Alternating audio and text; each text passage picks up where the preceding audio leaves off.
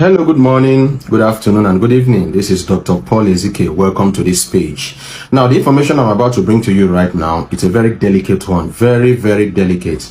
And if nothing is done about this information, more than 250 Nigerians will die. This is real. This is very important. If nothing is done about this information I'm about to give to you right now in details, I will explain it in details. And if nothing is done, if we don't do anything, if you, Nigerian, don't do anything, whether you are in Nigeria, whether you are in other countries in Africa, whether you are outside the continent, if we don't do anything, 250 people will die. If the government, the state governors, the House of Assembly, House of Reps, all the parastatals, if the embassies don't do anything, 250 human beings will die down. Now, this is not a joke because two people already are out of the picture. What happened? It happened in Ethiopia. 2 days ago, somebody sent me a voice note. I didn't pay attention because I was very busy.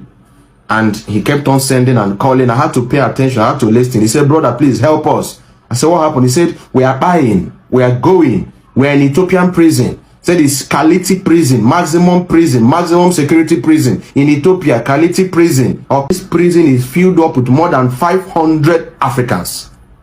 What is the problem? That most of them are people that are traveling. Ethiopia is like a country where people transit into other countries. Myself, I have passed through Ethiopia when going to Seychelles, passed through Ethiopia when coming back to Nigeria. So I know that particular, it's a very, very big airport in Addis Ababa. I think it's Bole Airport, Addis Ababa, Ethiopia. That once you are passing through, once you have a green passport, you are like a suspect. And they will keep you aside. They will delay you and make you miss your flight, get you angry. And once you start agitating, they will tell you, well, you need to pay $5,000 to get another flight again back to your country. And when you don't have the money and you're agitating, that they cost you to delay this flight, they searched you, they found nothing, they delay you, make you miss your flight. And when you talk so much, they will lead you out and say that you are a this and take you straight from that airport to the hospital. They will check you, and if they can find nothing, what do? They will put you to prison, from hospital to prison. And while in the prison there, they will come and serve you paper that you are going to serve 17, 18, 20 years in the prison, even without going to the courts. That is a very, very serious issue. Help me to share this video at this juncture, please. That is a very, very serious issue, such that a lot of people have spied this year. I hope you know what is spy. They have spied this 2023. That in April, that a woman, a Nigerian, spied. What happened to her? That the police was her. And she sustained injury, internal injury in her ribs. They took her to a hospital and injected her. And of course, the injection didn't go well with her body. And she went back to the prison, fell ill again, and she said, no, please don't take me to the hospital. Don't inject me that same thing you injected me before. It's not good for my body.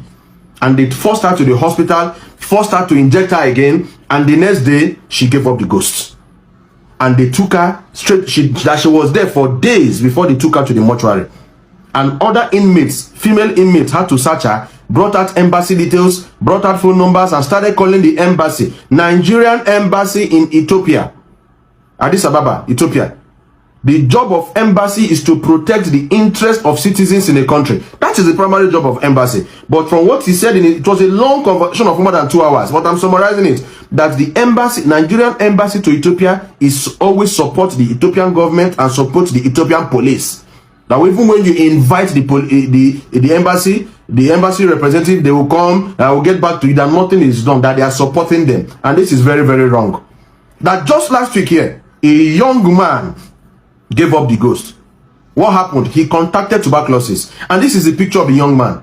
And when I saw this picture, I told you that this airport looks like Doha Airport. That I think I've crossed this airport before. A very big yellow doll at the back. That this looks like Doha Airport in Middle East. He said yes, that this young man was passing through, stopped in Addis Ababa, heading to Nigeria. They stopped him, made him delay his flight, made him get angry. Exchange was, shoot him to prison, and he contacted tuberculosis. That prison has more than 500 Africans, including sick and mad Ethiopians.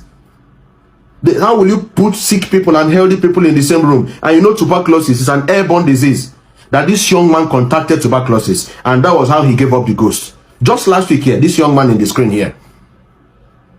that they don't feed them, that their food is 1 spoon of rice in the morning, 1 spoon of rice in the afternoon, 1 spoon of rice in the night, without spices, without sauce, without spices, without stew, nothing, just white rice. That's what they're eating. Gross malnutrition in Addis Ababa, Ethiopia. No medical care. If you fall sick in that prison, you have to go and work and raise money to treat yourself in that prison. Sometimes they will cut off the water supply for 3 weeks, 4 weeks, telling them that this is your punishment for being here. What is really happening?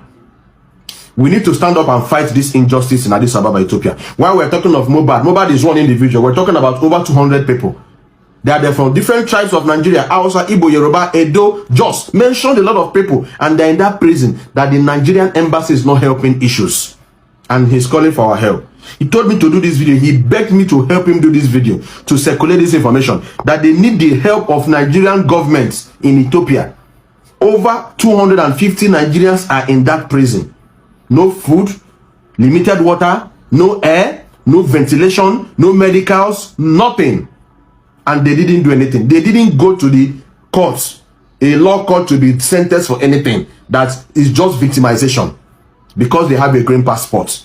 They are appealing to the Nigerian government to please come to their aid. They are appealing. He mentioned names of governors.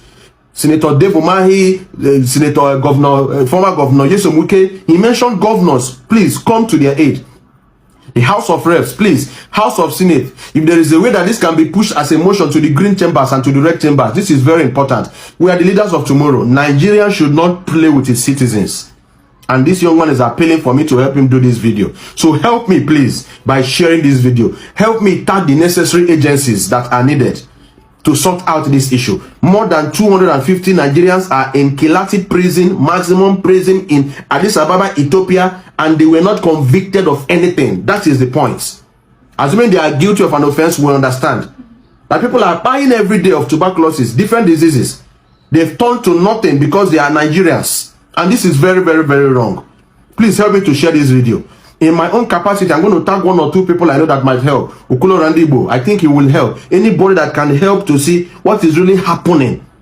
Help me tag people. I can't know everybody. You know people. Help me tag people. Help me share this video. Human rights, the law, anything possible. Let us see how we can go to Ethiopia and how we can rescue these 250 Nigerians. They are my brothers and they are your brothers.